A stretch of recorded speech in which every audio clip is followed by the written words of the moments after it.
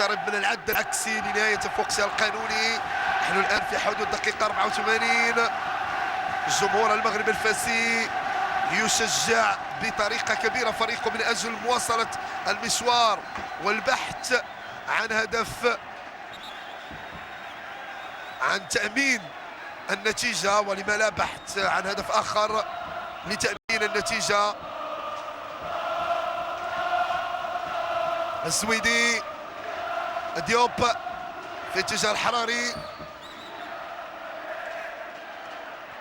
عبد النبيل الحراري الآن يقوم مجهود كبير داخل وسط الميدان. تسلم إشارة العمادة من طرف طارق سكيتيوي.